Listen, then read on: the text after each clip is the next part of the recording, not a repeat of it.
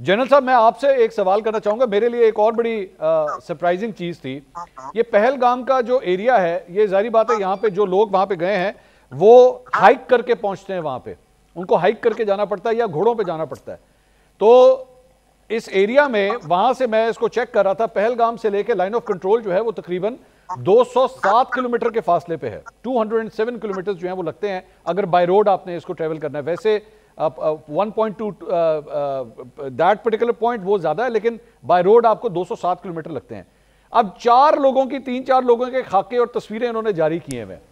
वाकये को 12 घंटे से ज्यादा, तकरीबन अब 18 घंटे 24 घंटे तकरीबन हो चुके हैं।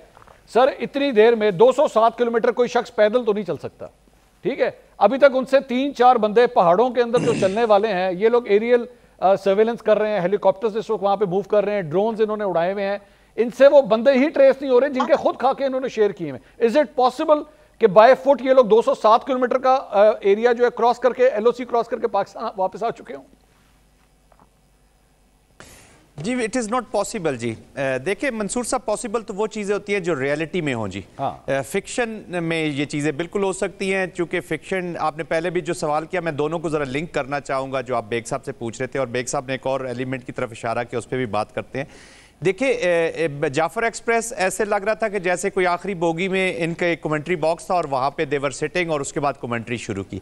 उससे पहले थोड़ा सा अगर आप पास्ट में चले जाएं तो उससे कुछ माह पहले बलोचिस्तान में मंसूर साहब एक 6-7 जगहों पे एम्बुश किए गए थे, जहाँ डिफरेंट रोड्स के ऊपर, जहाँ पे मजदूरों को और मासूम लोगों को बलोचिस्तान में उतार के मारा गया था। अब जब वो इवेंट भी हो रहे थे तो मेरे किसी बड़े ज़िम्मेदार अपॉइंटमेंट होल्डर से बातचीत हो रही थी जो क्वेटा से ताल्लुक़ रखते हैं मिलिट्री के।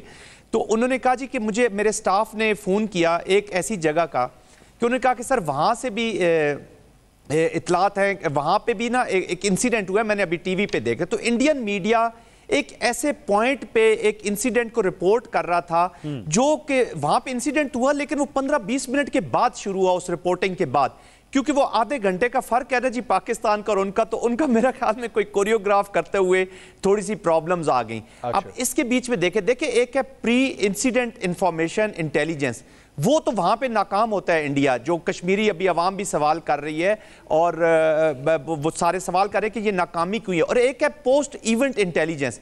पोस्ट इवेंट जो 5 मिनट में जितनी उन्होंने इंटेलिजेंस गैदर कर ली, इंफॉर्मेशन गैदर कर ली, उसके ऊपर अपना नैरेटिव बेस्ड कर लिया, दैट इज, वो ऐसे लगता है कि जैसे सदियों की ये एफर्ट है। और उससे पहले का जो सदियों का टाइम है या बहुत लम्हों का जो टाइम है, उसके बीच में इतनी इंटेलिजेंस नहीं है कि पाकिस्तान से 2 इन्फिल्ट्रेटर आए हैं जी, वो ये फासला जो आप बता रहे हैं ये तय करके पहुंच गए हैं और वो ये काम करने लगे हैं। 1:7 तो वहां पे ट्रुप्स आपके खड़े हैं जी कश्मीर के अंदर। तो एवरीथिंग इज मॉनिटर्ड। देखें, अफसोस की बात यह है, मैं भारत की अवाम से अफसोस करना चाहूँगा कि ऐसी खूनी लीडरशिप उनके ऊपर मुसल्लत कर दी गई है, ऐसी हिंदुत्व माइंडसेट की लीडरशिप कर दी गई है।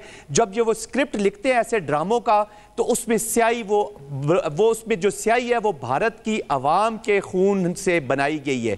वो भारतीयों के खून से वो स्याही डाल के इन्होंने अपने पेन से ये स्टोरी लिखी है। मैं तो चाहूँगा कि ये खुद अपनी लीडरशिप से ज़रूर सवाल करे कि हमारा खून इतना सस्ता क्यों हो गया कि तुम्हारी पॉलिटिक्स में, तुम्हारी इकोनॉमिक्स में हमें आप इस्तेमाल कर रहे हैं। अभी बेग साहब ने जो क्विक बात की है जी जी आप कीजिए, बात पूरी कीजिए। जी, बेग साहब ने बड़ी ज़बरदस्त बात की कि ये कश्मीर के जो लोग हैं, देखिए ना, ये कश्मीर में वो लोग रह रहे हैं जिनके 90,000 के करीब आपने जिनकी शहादतें, जिन्होंने अपने प्यारों की लाशें उठाई हैं। इन कश्मीरियों की माएँ बहनें, आप और आपकी आर्मी और आपके ये जो पुलिस है, ये उसको रोज़ाना रेप करती है। आपके हिंदुत्व माइंड सेट वाले लो मेंटेलिटी लीडर्स ये कहते हैं अपने दूसरे मज़ाहिब के लोगों के कि जाओ कश्मीरी खूबसूरत औरतों से शादी करो ताकि तुम्हारी नस्ल ठीक हो। ये तो इंसानियत की तौहीन है, ये रिस्पेक्ट है कश्मीरी लोगों के लिए। मुसलमानों के लिए वक्फ बिल की आपने बात की, स्टेटलेस करने की बात की, एंटी मुस्लिम लॉज आ रहे हैं। ये मुसलमान वो हैं जो मेन लैंड में रहते हैं, उनके बारे में इनकी ये सोच है। और पाकिस्तान और बांग्लादेश की अज़ीमत उनको उठाना पड़ रही है। तो ये बहुत सारे अवामिल हैं जो इसमें शामिल हो चुके हैं।